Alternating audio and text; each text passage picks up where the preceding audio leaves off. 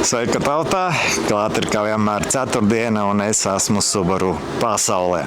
Tuvojas Jāņi, mēs visi domājam, uz kurieni mēs mauksim, kādās zaļās pļavās dziļi iebrauksim. Protams, kad ar Subaru jūs to visu varat izdarīt, ja jums ir pilnpiedziņa. Bet pirms tam darētu šo to izdarīt. Lai jūsu svētki nepārvērstos kaut kādos nevajadzīgos notikumos, jūsu mašīna kaut kur salūst, un jūs svētku laikā mēģināt tagad atgriezties no Daugavpils vai no Liepājas, un diezgan bezcerīgi. Tāpēc Ainārs kā vienmēr visus mudina pārbaudīt šo to, bet viņš par to pats pastāstīs. Ejam, runājam. Sveiks, Ainār! Čau! Tu kā vienmēr pie Subaru stāv, tev ir ko stāstīt? Darbs tāds. Stāstīt sekojoši, tuvojās Jāņi, daudz brīvu dienu. Visticamāk tiks kaut kur braukts, kaut kas darīts, mazāk vai vairāk, un vēlos vienkārši atgādināt cilvēkiem, ko te viņi var mašīnām apskatīt, pārbaudīt, lai tās dienas būtu veiksmīgākas. Vispirms, kur kā reiz sākas smuki līt lietus. Jā. Pārbaudīt logu slotiņas, kādā viņas ir stāvoklī, jo dažkārt ir kaut kādi modeļi, kam tās slotiņas nemaz tajos benzīndegos tik vienkārši nenopirkt. Varbūt laicīgi pārbaudīt, ir dažas darba dienas, vai piebraukt uz servisu, vai piebraukt uz detaļu tirdzniecības vietu. Elementāra lieta, nepatīkama ceļā. Viegli pārbaudīt. Mašīna braucot pa pilsētu, varbūt tik ļoti neizjūt pašas bremzes, kā viņas uzvedās. Vibrē, nevibrē, karst, nekarst, varbūt uztaisīt tādu mazu testdraiviņus, kur ir iespēja pabraukt ap 100 km/h, jo tagad bija tas mitrais, siltais laiks, kaut kas var uzrūsēt, kaut kas var nedarboties kā vajag, un jums pēkšņi jābrauc, nezinu, tur uz Vāciju nolēmuši izbraukt, tur brīvas dienas, un visu ceļu to stūri purina, bremžu pedāli sit.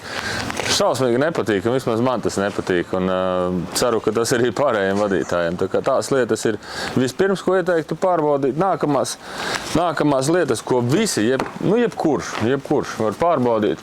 Motoru telpu atverot, logūdeni jau visi zina, kur ieliet. Jā. Bet var arī pārbaudīt jau varbūt kādos citos video redzētas lietas.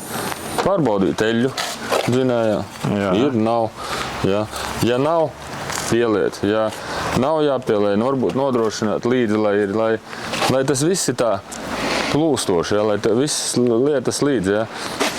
Pie bremzēm arī attiecīgi bremžu šķidrums ir līmenis, nav līmenis nokritīs. Visticamāk, padilušas ir bremžu uzlikas, ja bremžu līmenis nokritīs. Tāpat jau viņš nekrītās, nekur viņš nepazūd. Dzēsēšanas šķidrums. Karsts laiks, ja tas būs pamaz, varbūt kāds savienojums kaut kur laiž vai kas. Tīri elementāri piekrīt, atvērt, pārbaudīt, braucam. Kas vēl? Kas vēl? Vēl ir tas, ka atgādinājums par riepām.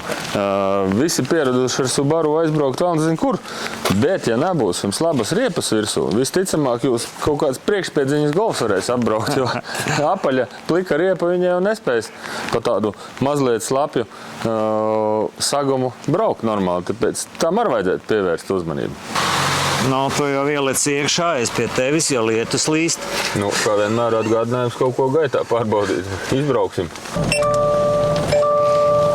Kas tev tur notiek? Kur tāda nenotiek nekas. Iedarbinām tur pilns ar lampiņām. Un tad mans tāds īsts skaidrojums, par kurām lampiņām ir vērts uztraukties, par kurām nav. Tas, kas vienmēr cilvēkus satrauc, kaut kādi paziņojumi panelī. Ja mēs ieslēdzam aizdedzi, kur var uzfilmēt, tur ir vesela jūra ar lampiņām. Pēc īsa brīža kaut kas jau pazūd, un, kad mēs iedarbinām, pazūd vēl vairāk. Ja? Tīri, lai saprastu cilvēku, tad zaļa vai zila lampiņa tā būs. Vispār informatīvi tur gaismas ieslēgtas vai nav ieslēgtas.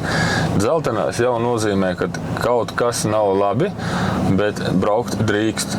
Nav jāstājās ar to mašīnu nost. Vai nu tas būs check engine, vai nu tas būs kaut kādi citi paziņojumi. Kā šī gadījumā šai mašīnai uz doto brīdi nedarbojas eyesight, un attiecīgi ir jau dzeltenas lampiņas.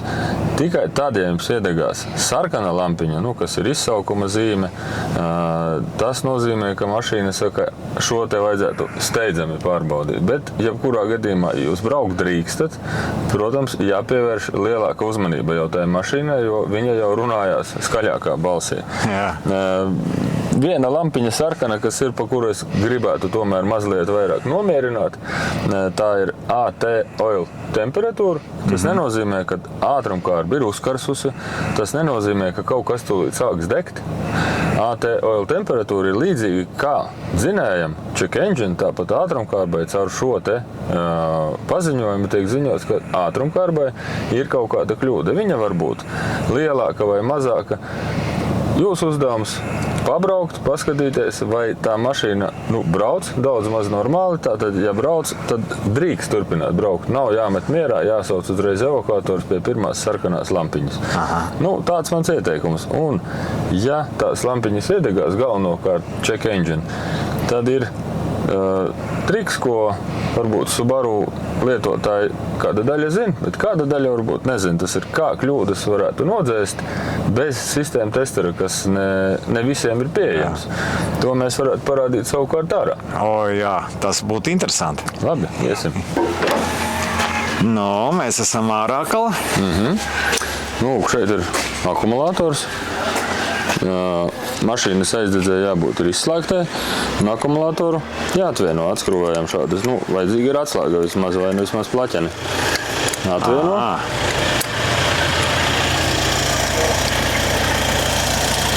Šādi te.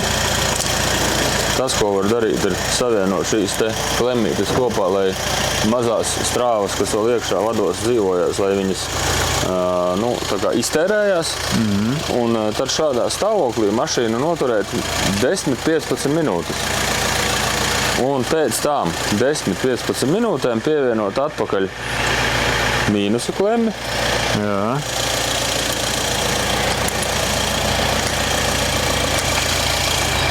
Un pēc tam pievienot plusa klemmi. Man tas atgādina, kā mājās parasti kaut kas nestrādā, tad izrāva no rozetes. Jā, tas ir faktiski tas pats. Un šī te procedūra palīdz nodzēst tādas, nenozīmīgas kļūdas. Tātad, ja tās kļūdas jums pazūd, tad viņas nav nekas nopietnas, drīkst braukt. Un kaut kad var iegriezties servisā, pārbaudīt vai kā citādi veikt diagnostiku. Bet šis ir triks, kā to var saprast. Ir kaut kas nopietnas vai nav. Atgādināšu, 15 minūtes jāpagaida. Protams, tad, kad jūs ieslēdzat aizdedzi pēc tās akumulātora pievienošanas, uzreiz nevajadzētu darbināt, vajadzētu neizspiestu bremžu pedāli, ieslēgt aizdedzi, pagaidīt 30 sekundes un tikai tad darbināt, lai visa sistēma ir, kad ir saņēmusi strāvu, lai normāli mašīna var darboties. Tas īsumā viss par šo. Tavs ieteikums noteikti daudz jau pieraksta, bet tie, kas nepieraksta, tiem vēl kaut kas ir jāzina, ja? Acīm redzot. Protams, vienmēr var atcerēties, pārbaudīt gaismas gabarītus, numuru apgaismojumus un tādas lietas. Pa ceļam, vismaz ārzemēs kāds obligāti jūs apstādinās un mēģinās par to kaut ko darīt ar jums. Bet priekš sevis aicinu izbraukt ar mašīnu attiecīgi arī ārā uz šosejas ātrākā ātrumā, paklausīties, vai nerūc gultņi, vai jūs varat doties tālā ceļā un iekāpsim salonā, ka brauksim, parādīšu, kā var paklausīties, un plus arī, ja to gultni kaut kur sadzird, mans ieteikums, ko varētu darīt, lai tas defekts vismaz tik strauji neprogresē, lai jūs varat tomēr mierīgi bez zvaniem uz servisu vai ko man tagad darīt, varat vienkārši paņemt to vērā un tomēr turpināt braukt un pabeigt to braucienu. Tā kā ņemsim, izbrauksim. Labi, braucam. Kā Ainārs jums visu laiku noņem stresus, viņš ir tā kā autopsihologs man jau. Braucam. Braucam uz priekšu. Jā. braucam. Klausamies frekvences, ja? Jā, tas jau bija kādreiz izskanēja, jā, bet tas ir jāklausās. Pie ātruma mēs tad brauksim lēnāk, bet vispār braucot ātrums apmēram 80 līdz 100 km/h. Šai mašīnai jau tagad var dzirdēt pareizi kaut kādu gultnīti, kamerā jau, protams, nedzirdēs. Pamainot puses uz vienu vai uz otru, var saprast, kurš riteņa gultnis ir tas vainīgais, jo noņemot viņam tā kā slodzi, tā skaņa mazināsies vai tieši otrādi palielinās.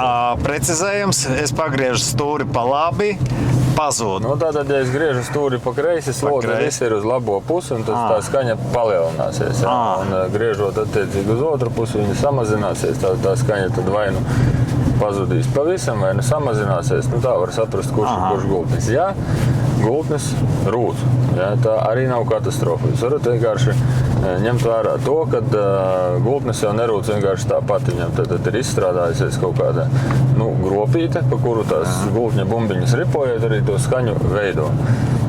Ja tā gropīte ir izveidojusies, ja jūs vienkārši nepārtraucot brauksiet, gultņi burtiski var uzsilt, un ir reti gadījumi, kad gultnis ir uzsilis tik tālu, ka viņš vienkārši pārstāj griezties.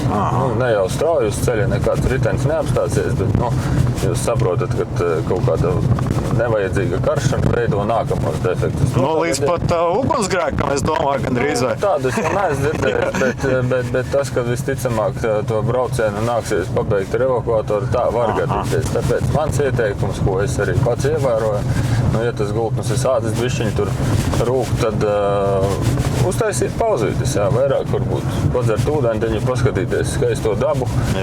Tanī brīdī viss tā kā atdziest, bišķiņi normalizējās un atkal var turpināt braukt. Tā kā, ja tāds defekts parādās, jāatcerās par biežākām vienkārši pauzēm. Ar rūcošu gultni, cik tālu var domāt, ka aizbrauks?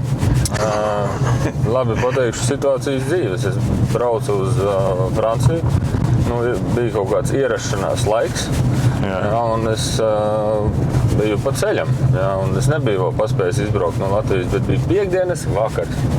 Nekur neko, ne tu gultni nopirksi, ne tu samainīsi. Tātad jautājums, braukt vai nebraukt? Es par cik bija jābrauc, domāju, kāpēc nē, pamēģinies. Tad es 5000 kilometrus izbraucu, viss bija kārtībā. Gultnis palika skaļāks, palika nepatīkamāk, bet principā es atgriezos ar to pašu mašīnu mājās un viss bija kārtībā. Tāpēc uzreiz ķert stresu nav vajadzīgs noteikti. Man pēdējais gadījums bija, ka es domāju, ka gultnis ir čupā. Izrādījās, man ritenis bija atskruvējies. Tāpēc pirms tālā ceļa ir vērts pārbaudīt, jo pilsētā tie režīmi ir atšķirīgi. Un tikai pie lielāka ātruma parādās kaut kādas vibrācijas. Varbūt kaut kāda riteņa jānobalansē, lai būtu komfortablāk braukt. Varbūt tās pašas bremzes, kā es jau minēju, var vibrēt. Tas ir tas, ko tas neko daudz nemaksā. Pārbaudīt, ja tur kaut kas atklāsies, protams, tas maksā, bet es domāju, ka visi zina to, ka tomēr, lai vai kā, lai cik servisa pakalpojumi būtu dārgi, ārzemēs viņi ir vismaz 2 reizes vai pat 3 reizes dārgāki. Un pats trakākais ir tas, ka varbūt tā detaļa nebūs uz vietas pieejama. Varbūt nāksies gaidīt kādu nedēļu kaut kādu detaļu, vai jūs vienkārši atgrieztos mājās. Tāpēc pārbaudīt pirms ceļa. Tas ir labais stils. Arī braucot tepat uz Liepāju. Var iekrist svētkos un var iekrist lielās nepatikšanās. Tie Latvijas tādi braucieni, es viņus neuzskatu par galīgi tālajiem. Tur laikam, ja tas gultnis rūc, lai viņš rūc, atbrauc un nomaina, tas nekas traks nebūs. Tas, ko mēs varētu vēl parādīt Subaru, teiksim, kopienas tādas dalībniekiem, kam ir vēl Subaru līdzīgi kā šis modelis. Viens knifiņš triks, ko šī ekrānā var ieraudzīt vairāk nekā var vienkārši braucot. Protams, ja mēs apstāšos, mašīna ir aprīkota ar atpakaļ skata kameru, es apstājos, es ieslēdzu atpakaļ gaitu, kameru rāda. Viss ir labi. Varbūt jums ir tādas gadījums, ka jums varbūt kāds vienkārši seko vai liekas, ka seko.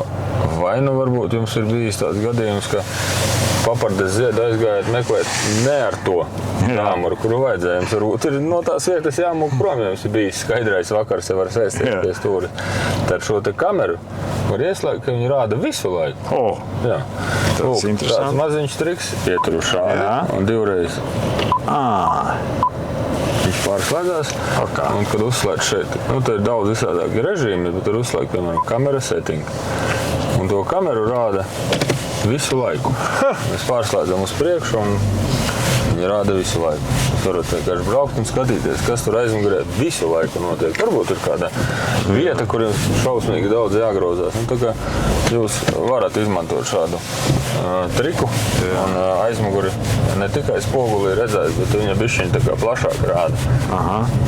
Jā, un ar šīm te bultiņām, protams, var pieregulēt arī šo te parkošanās tās līnijas, visas, kur jums ir ērtāk, kas jums liekas, tā kā, varbūt viņas nepareizi rāda vai kā citādi, viņi var piekoreģēt to slīpumu, kurā viņas atrodās. Tā kā tā, jā, un tas, ko mēs varam atgādināt, līdz jūnija beigām, jūs varat atvest mašīnu neskatoties Jāņi, ne Jāņi, protams, Jāņos nestrādājam, bet pārbaudīt savu mašīnu. Apmēram tā pārbauda ilgs 1,5 līdz 2 stundas. Pārbaudīt gan dzinēju, gan elektroniku, gan rītošo daļu, gan virsbūves stāvokli ar rūsu, vai cik tur traki izskatās un ko tur vajadzētu darīt vai nevajadzētu darīt. Un tas viss jums nemaksās pilnīgi neko. Tas pavelti, pārbaudīt savas mašīnas stāvokli. Tagad pirms Jāņiem varbūt var paspēt, varbūt varat piekdienu ātri pieteikties un to nočekot ātri, bet ja nē, tad var arī pēc Jāņiem uz to pieteikties, tā kā gaidām ciemos. Jā, paldies Aināram par šo te stāstījumu. It kā vienkāršas un saprotams lietas, bet par kurām mēs aizvien mazāk un mazāk domājam. Mums liekas, ka tās mašīnas ies, un mums nekas nav jādara līdz brīdim, kamēr kaut kas notiek. Tas stāstījums vairāk par to, lai jūs nečakarētu savus svētkus, Jāņus ar kaut kādiem nevajadzīgiem pārsteigumiem. Tā kā, jā, vēl ir piekdiena, un varat atbraukt, pārbaudīt, ja jums kaut kas liekas aizdomīgs. Čau!